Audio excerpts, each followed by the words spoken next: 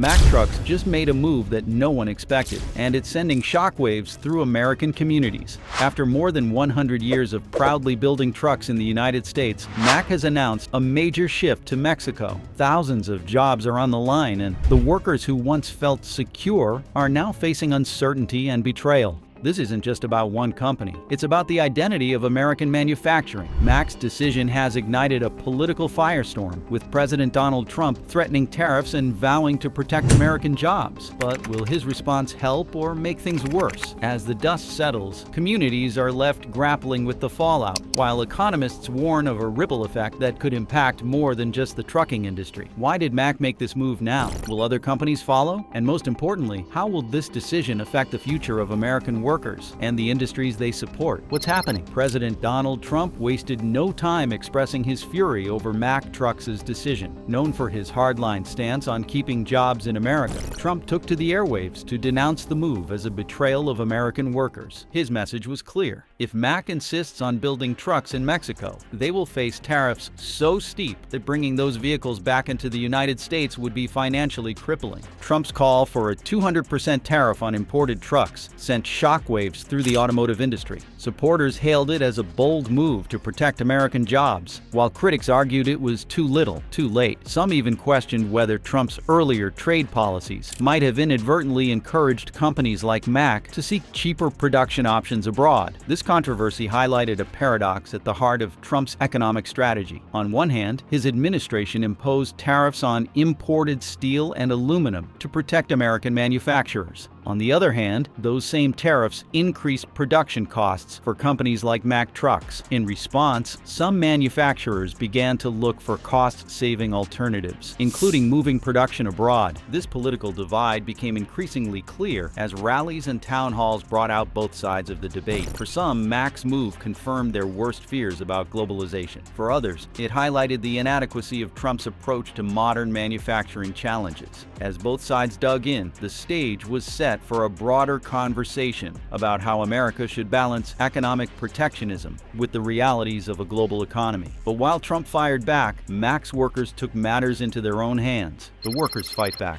Instead of resigning to their fate, Mack's workers organized. The anger they felt quickly turned into a movement. Strikes were called, picket lines formed, and banners waved as workers demanded job security and fair wages. For many, this was about more than just preserving their livelihood. It was about sending a message that American workers would not be discarded without a fight. The union played a pivotal role, coordinating efforts to ensure that the protests remained peaceful but impactful. Union leaders, many of whom had spent decades with Mack, spoke passionately about the need to protect American jobs. They organized community meetings to keep the momentum going and made sure that local politicians heard their voices. Personal stories emerged from the picket lines, giving a human face to the statistics. One worker spoke of how Mack Trucks had employed 3 generations of his family. Another described how losing his job would mean uprooting his children from the only community they had ever known. These stories galvanized support from other labor groups and drew national attention to their cause. The strikes sent a powerful message, but they also came at a cost. Some workers feared retaliation, while others wondered if the protests would ultimately make a difference. Still, the sense of solidarity grew stronger as each day passed. As they stood together, they knew they were fighting not just for their jobs, but for the future of American manufacturing. But as workers rallied, the global repercussions were just beginning. Trade tensions rise. Mexico's reaction. When Mack Trucks announced its decision to build a new manufacturing plant in Mexico, the reaction was not just limited to the United States. South of the border, Mexican leaders and business stakeholders were celebrating. For them, this move represented more than just an expansion. It was a significant economic victory. With a factory promising to create hundreds of jobs, it signaled a boost to local economies, particularly in the industrial hub of Monterrey. Mexican politicians praised the decision, seeing it as proof that Mexico remained a favorable destination for industrial investments, despite global uncertainties. But this sense of triumph in Mexico quickly fueled a broader regional debate. Latin American countries, some of which are also vying for similar investments, watched closely. Brazil and Argentina, both aspiring to become automotive hubs, expressed concerns that Mack's decision might set a precedent where Mexico monopolizes American industrial migration. This sparked discussions about regional economic imbalances, with analysts warning that concentrating too many automotive jobs in Mexico could strain relationships within the Latin American trade bloc. Back in the United States, the decision sparked a different kind of debate. Politicians and trade experts began warning of a potential tariff war between the United States and Mexico. President Donald Trump, known for his tough stance on manufacturing leaving the country, hinted at imposing steep tariffs on any trucks built outside U.S. borders. While some applauded the protective stance, others cautioned that retaliatory tariffs from Mexico could cripple American exports to its southern neighbor. Mexico's economic gains from this factory, while celebrated locally, may not come without consequences. If the United States follows through with threats of tariffs, it could impact the profitability of the new Mack plant and strain cross-border relations. More importantly, it could provoke a wave of retaliatory measures from Mexico, leading to an escalating trade conflict that both economies can ill afford. As the debate heated up between politicians and economists, one thing became increasingly clear. Mack's move to Mexico was not just an economic calculation, but a geopolitical gambit, as the potential for a trade war loomed. American workers faced an unsettling reality. But while countries debated the economic impacts, the political fallout at home was just beginning to unfold. We dug deep into why Mack Trucks made this bold move, and the consequences are more shocking than you think. If you value in-depth research and honest analysis, hit subscribe and stay updated. The political divide, red states, blue collars. The announcement that Mack Trucks would move a major manufacturing plant to Mexico hit particularly hard in regions that had long been strongholds of support for President Donald Trump. Pennsylvania, where Mack had been a reliable employer for generations, suddenly found itself at the epicenter of a political storm. Trump's campaign promises to protect American jobs seemed hollow to the workers who now faced layoffs. Many of his most vocal supporters, those who had believed his pledge to keep factories on U.S. soil, felt betrayed. Politicians from both parties quickly jumped on the issue, recognizing its potential to sway voters. Republican lawmakers who had once backed Trump's economic policies expressed frustration, demanding more concrete actions to protect domestic manufacturing. On the other side, Democrats seized the moment to criticize what they labeled as the failure of Trump's tariff strategy, arguing that protectionist policies had inadvertently pushed companies to look abroad. The controversy even sparked rifts within conservative circles. Some Republicans continued to defend Trump's trade policies, blaming Mack for prioritizing profits over loyalty to the American workforce. Others, however, questioned whether the administration's economic strategy had truly served its intended purpose. The result was a widening political divide, one that cut through communities where union workers and Trump voters often coexist. As the backlash grew, political strategists began to question whether Trump's handling of the Mack controversy could jeopardize his support in critical swing states. Rust Belt regions, which were pivotal to Trump's electoral success, now seemed uncertain. Workers who once proudly waved "Make America Great Again" flags were now voicing doubts about the president's ability to deliver on his promises. For Trump, the dilemma was stark.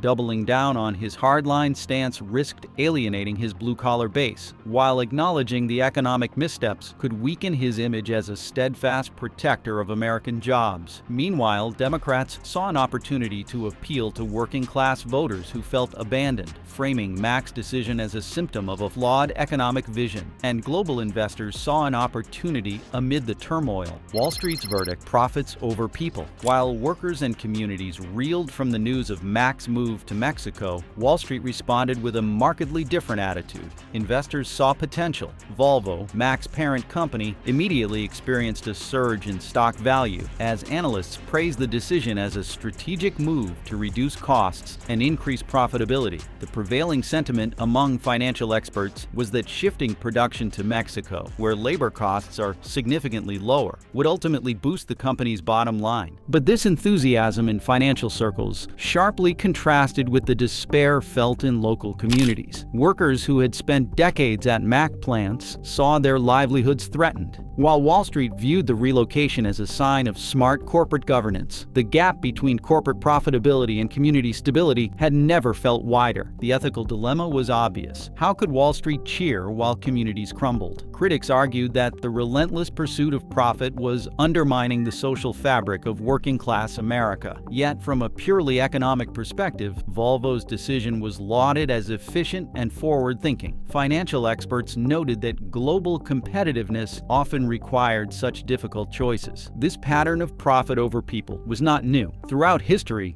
major corporations have consistently prioritized financial returns, even at the cost of uprooting communities. Mack's move was just the latest chapter in a long story, where shareholder value took precedence over social responsibility. As the debate raged on, small-town economies began to crumble, caught between market forces and political rhetoric. Now the deeper questions about America's economic future remained unanswered. The domino effect: are more jobs next? When Mack Trucks announced its decision to relocate a significant portion of its production to Mexico, the initial shock was palpable. Workers, union leaders, and community members expressed outrage, but they were not the only ones paying attention. Across the boardrooms of America's largest manufacturing giants, executives were taking notes. For them, Mack's move represented more than just a corporate strategy. It was a possible blueprint for survival in a fiercely competitive global market. Industry experts are now warning that Mack's bold decision could set a precedent. If an iconic brand like Mack can make such a significant move without facing substantial backlash, what is stopping other manufacturers from doing the same? Companies like General Motors and Ford are constantly looking for ways to cut costs and maintain profitability. With pressures mounting from investors to boost margins, the idea of shifting more production to low-cost regions like Mexico becomes increasingly tempting.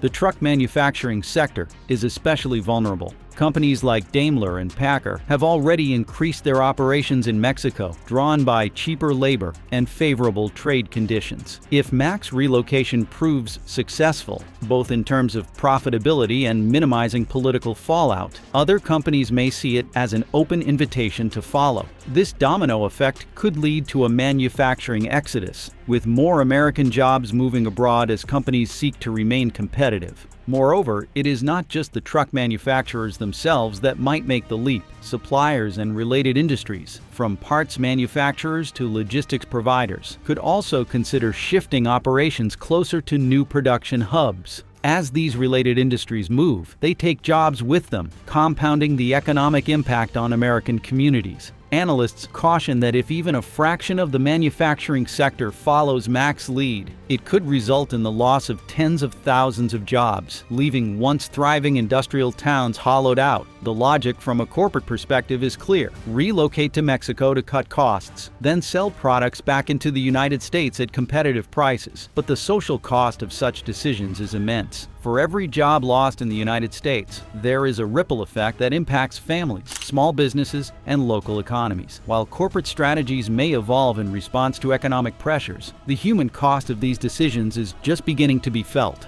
Corporate strategies evolve, and the human cost is just beginning to be felt. Workers left behind. The human cost of globalization. When Mack Trucks announced its decision to move production to Mexico, the impact was not limited to just the factory floor. The fallout rippled through communities that had long relied on stable manufacturing jobs. Workers who had spent decades building a career at Mack suddenly found themselves facing uncertainty. And for many, the sense of betrayal was profound. Take the story of Tom Reynolds, a third-generation Mack worker who had always believed that his job was secure. After hearing the news, he found himself not just worried about his own livelihood, but also about his family's future. His wife runs a small diner that sees most of its business from Mack employees. And with the layoffs, customer traffic has dwindled. "It is not just my job," Tom says, "it is our entire community." The sudden economic downturn in towns reliant on manufacturing is not uncommon. When jobs vanish, families are forced to make difficult choices. Do they move away in search of work or stay and hope the situation improves? For many, the decision is complicated by home ownership, community ties, and the sheer uncertainty of finding equivalent work elsewhere. The emotional toll can be devastating. Studies have shown that job loss often leads to higher rates of depression and anxiety. In Mack's case, many workers reported feeling abandoned and powerless. They had dedicated their lives to building the company's reputation, only to be discarded when it became economically convenient. As families tighten their belts, small businesses that depend on factory wages also feel the pinch. Grocery stores, gas stations, and local service providers see a decline in customers, creating a domino effect that threatens the community's economic stability. As families rebuild their lives, one group seems to be profiting from their loss. Profits versus people. Wall Street's take. The morning after Mack Trucks announced its new factory in Mexico, Volvo's stock surged. Investors, thrilled by the prospect of lower production costs and improved profit margins, rushed to buy shares. To Wall Street, the move made perfect sense: reduce labor expenses and maximize revenue. But for the workers whose jobs were now in jeopardy, this was a bitter pill to swallow. Corporate strategists often argue that such moves are necessary for survival in a global economy. But why does Wall Street seem to celebrate when American workers lose their jobs? Part of the answer lies in how financial markets value efficiency and cost reduction. Relocating to Mexico means paying workers significantly less, sometimes just a tenth of what American workers make. For investors, this translates to higher profit margins and a stronger bottom line. However, this financial logic does not account for the social cost. Communities lose not only jobs, but also the stability and pride that come from steady employment. As Wall Street rewards companies for cost-saving strategies, those left behind feel betrayed. The disconnect between corporate profitability and community well-being becomes starkly apparent. Critics argue that this is a fundamental flaw in how modern capitalism operates. Instead of rewarding companies that invest in their workers, the market favors those that exploit global labor disparities. This raises an ethical question. Is it fair for companies to profit at the expense of local economies? But as Wall Street benefits, the local economy takes a hit that could last for generations. The vanishing middle class, manufacturing's last stand. Manufacturing jobs have long been the backbone of the American middle class. These jobs provided stable wages, benefits, and a sense of purpose. But as companies move production abroad, the American manufacturing sector is shrinking, and with it, the middle class. The loss of high-paying factory jobs forces many workers into low-wage service positions. This transition erodes financial security and makes upward mobility nearly impossible. Over time, communities once known for manufacturing excellence are left struggling with poverty and social decline. If this trend continues, income inequality will widen further as a few corporations grow wealthier, while workers face declining living standards. Some argue that government intervention, such as imposing stricter trade policies, could reverse the trend. But even with political will, the challenges of reversing decades of globalization are immense. The middle class fades and the political consequences could be far-reaching. Global trade war? Did Mack just open Pandora's box? Mack's decision to move production to Mexico was not just a corporate restructuring, it was a spark that ignited a potential global trade war. What seemed like a strategic move to cut costs has now spiraled into a heated conflict between nations. The primary trigger was President Donald Trump's public condemnation and his threats to impose heavy tariffs on Mack's imported trucks. While Trump intended to protect American jobs, his aggressive stance is proving to be more of a geopolitical problem than a solution. Mexico, the primary beneficiary of Mack's relocation, did not take Trump's threats lightly. Mexican officials immediately warned that imposing tariffs on Mack Trucks manufactured in their country could trigger retaliatory measures. The economic relationship between the United States and Mexico is far too interconnected for such moves to go unanswered. Mexico's economy, heavily reliant on exporting goods to the United States, could suffer severely from unilateral tariffs. In response, Mexican trade representatives have hinted at targeting key U.S. agricultural exports, particularly corn and soybeans, which are major income sources for Midwestern farmers. This potential escalation could plunge both countries into a trade conflict reminiscent of the tariff wars of previous decades. But Mexico is not the only nation watching closely. Other Latin American countries are also analyzing the situation, seeing the U.S. response to Mack's move as a litmus test for how the United States might react to other companies offshoring jobs. If Mack's move leads to significant economic fallout, it could discourage other U.S. companies from making similar decisions. However, if Mexico successfully resists U.S. pressure, it might embolden other Latin American nations to actively court American companies looking to cut labor costs. There is also a growing concern among U.S. companies that operate internationally. Many are beginning to question whether their own production shifts might face similar political backlash. Companies like General Motors and Ford, which have substantial manufacturing operations abroad, are quietly assessing the risks. If Trump's threats translate into actual policy, it could set a precedent that forces many corporations to rethink their global strategies. This isn't just about Mack or even just about trucks. It's about how the United States manages its economic relationships in a globalized world. As countries gear up for a potential trade conflict, the economic stability that global trade relies on may be at risk. And while global tensions rise, American consumers are feeling the pinch as uncertainty over tariffs looms. It's not just governments feeling the heat. Ordinary Americans are starting to bear the cost. Consumers in the crossfire, higher prices, fewer choices. If you think tariffs only hit corporations, think again. Your wallet is next. When Trump threatened to impose a tariff on Mack Trucks manufactured in Mexico, the intention was clear: punish the company for outsourcing jobs. However, as with most economic policies, the impact could be far-reaching, and the ones bearing the brunt may not just be Mack, but American consumers. Tariffs are essentially taxes on imported goods, which means that any increase in costs for manufacturers will inevitably be passed down to consumers. In the case of Mack Trucks, this could translate into significantly higher prices for logistics companies and agricultural businesses that rely on heavy-duty vehicles. Trucking companies, already grappling with high operational costs, might find themselves forced to raise prices to maintain profitability. The end result? Higher costs for transporting goods, which could lead to increased prices at the grocery store and beyond. Agriculture is one of the sectors most vulnerable to these price hikes. Farmers, who often rely on Mack Trucks for hauling and field work, may see their operating expenses soar. This increase in costs could push food prices higher as farmers attempt to offset their expenses. The agricultural supply chain from farm to table could become more expensive at every step.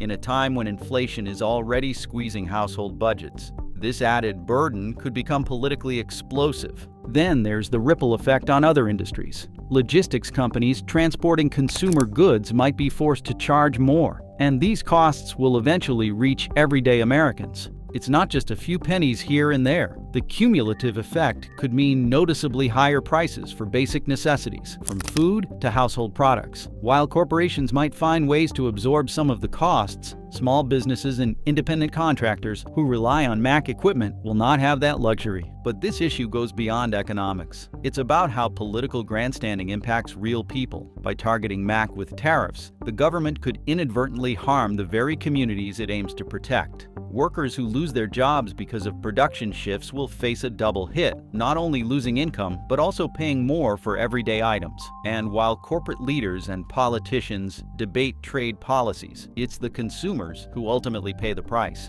This conflict goes beyond just economics. A deeper battle is brewing, one that cuts to the core of America's manufacturing identity. Ideological divide. Nationalism versus globalization. This isn't just about Mack Trucks. It's about the soul of American manufacturing. The conflict between nationalism and globalization has been simmering for decades, but Mack's decision to move production to Mexico has reignited the debate in full force. Should companies prioritize local jobs over global efficiency, or is staying competitive in a global market more important? On one side, economic nationalists argue that Mack's move is a betrayal of American workers. To them, companies that have thrived in the U.S. market owe something back to the communities that supported them. This perspective sees globalization as a destructive force that erodes the economic foundations of American towns and cities. For many workers, Mack's decision feels like a slap in the face, reinforcing their fears that loyalty means little in the face of corporate profit. Conversely, proponents of globalization argue that to survive in the modern economy, companies must be agile and cost-efficient.